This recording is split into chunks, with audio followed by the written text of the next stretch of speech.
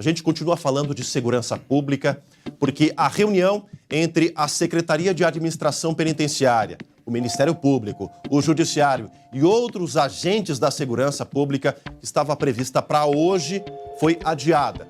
O objetivo é realizar uma conciliação e implantar alternativas para esse caos do sistema carcerário gaúcho que a gente mostra todas as semanas aqui no SBT Rio Grande. Desde o início do ano, gente, a ocupação de presos em viaturas e também nas carceragens das delegacias tem aumentado bastante, tem se intensificado aqui na capital e em delegacias da região metropolitana.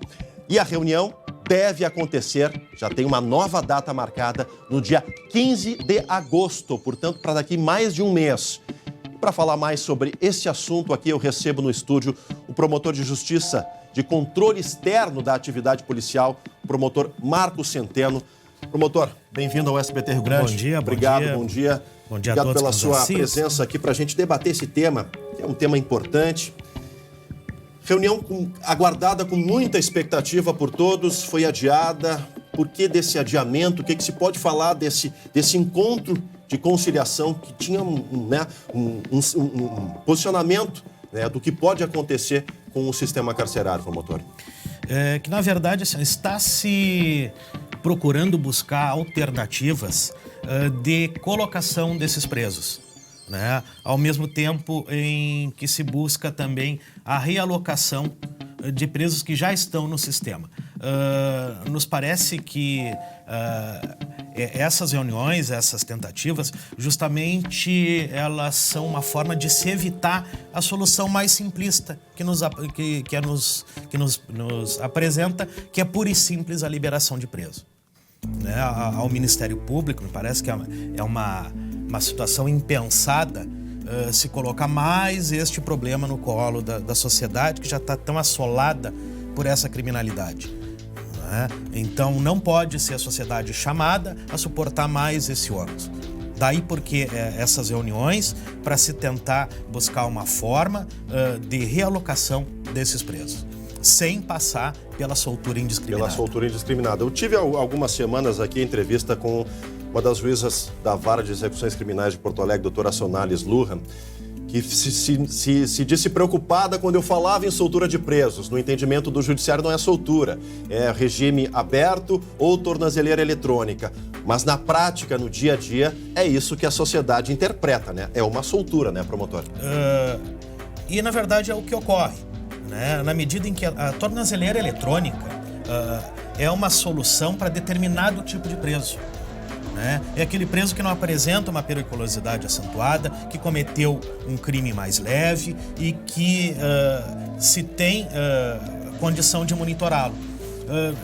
Diariamente se vê notícias de presos cometendo assalto, homicídio. Tivemos aí recentemente 3 que deveriam estar com tornozeleira eletrônica. Um deles participou da morte de 2 PMs, o outro num latrocínio no Belém Velho e lá em abril um latrocínio de pai e filho numa joalheria em Estância Velha. A carência de equipamento, o Estado está promovendo a compra, mas isso não se faz do dia para a noite. A previsão é para setembro, somente setembro. E há que se aperfeiçoar os sistemas de monitoramento. Não é só colocar uma tornozeleira no sujeito e está tudo muito bom, muito bonito. Não funciona assim. Se o Estado não puder acompanhar efetivamente, senão nós vamos ter essas situações. Preso com tornozeleira assaltando, preso com tornozeleira matando. Né? Então este público de tornozeleira é um público muito que deve ser muito bem selecionado, que não é o mesmo esse que está guardando custódia. Né? O que tem que se ver é que esses presos que estão nessa situação, existe um reconhecimento do próprio judiciário que esses presos não podem estar soltos. Digamos, já estão faccionados, já pertencem a um grupo criminoso, né? E que faz aquele guarda-chuva de proteção entre eles. E misturá-los, muitas vezes, é um tiro no pé, né? E aí surge outro problema de colocação desses presos. Não é em qualquer lugar se pode colocar um preso que é vinculado a determinada facção. Seja pelo risco dele, seja pelo risco de contaminação de outros. Né? Então, não existe nessa área solução simples. É um problema que nós tivemos lá o início em 2016, né? Imediatamente o Ministério Público entrou com a ação. Nós temos duas decisões do tribunal anteriores determinando que o Executivo retire os presos, determinando que a SUSEP negue a recebê-los, que é outro problema, né? Mas o Estado não está tendo condições de... Eu busquei aqui a decisão, inclusive a notícia, né, do próprio Ministério Público da área de imprensa do MP, julho de 2016, né?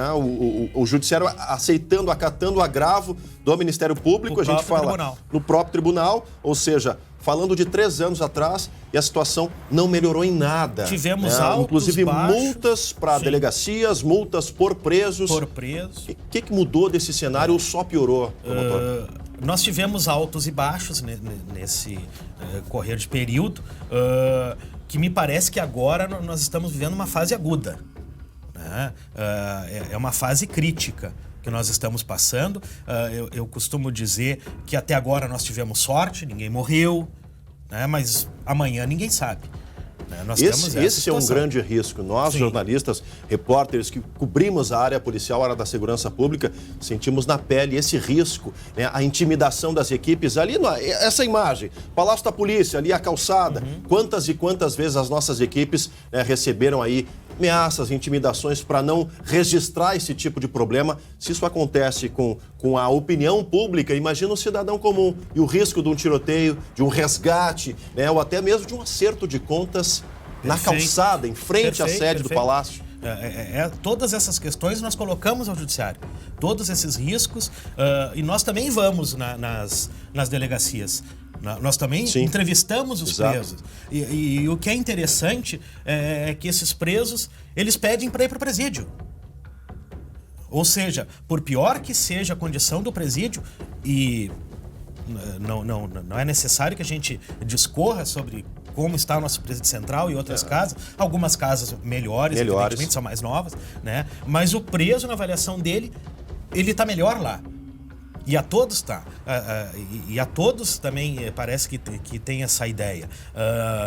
Da onde também se conclui que há uma grande necessidade do Estado retomar, do Poder Executivo em especial, retomar a administração das casas prisionais. Né? Quem tem que gerir, e isso nós chamamos a atenção também do Judiciário, quem tem que gerir, até porque ele é responsável, é o Poder Executivo e não uma parcela do Judiciário. Enquanto a gente acompanha, vou pedir permissão, desculpa, o programa é ao vivo.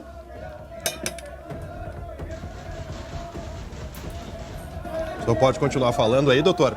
Sim, mas então eu estava colocando ao Executivo, porque ele é demandado, ele que tem que saber qual é a capacidade das suas casas, saber onde pode alocar, né? Ter condição de transferir essas lideranças negativas, né? Ter condição de realocar esses presos. Agora, eu lhe pergunto, o Estado, a atual administração, criou uma nova secretaria, que é a Secretaria de Administração Penitenciária, para dar mais fôlego, dar mais autonomia para essa área, e que tem um colega seu, né, que é promotor de justiça, um homem experiente, Dr. César Facioli.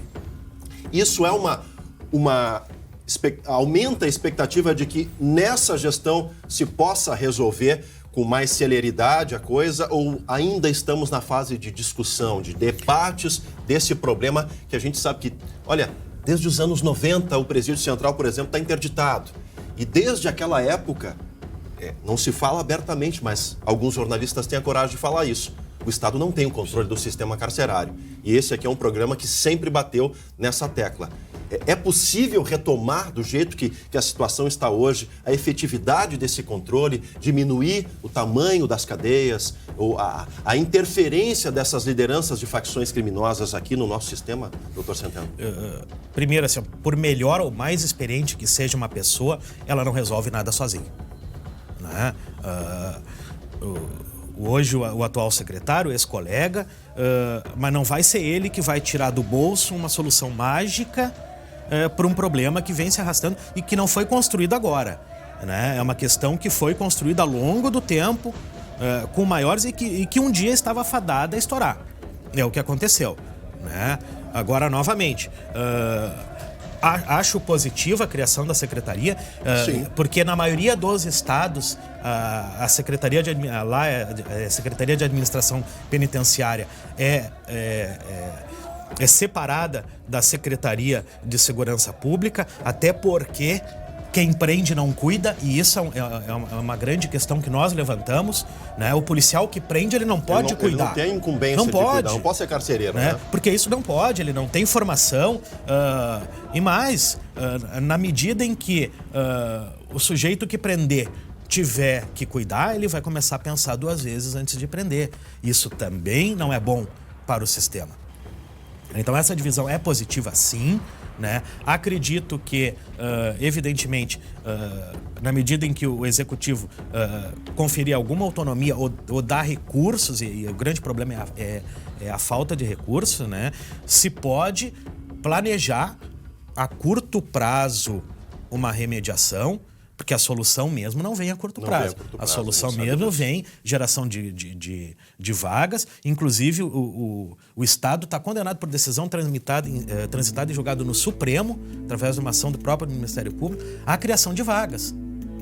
Mas não consegue criá-las. Não consegue. E lá existe multa, daqui a pouco se vai ter que partir realmente para detenção de recursos. Tá certo. Doutor Centeno, muito obrigado pela presença aqui no SBT Rio Grande. Boa sorte aí na condução desse trabalho. Toda a expectativa, então, para dia 15 de agosto, nessa tão aguardada reunião entre todos esses atores. Esperamos. 12h21, gente.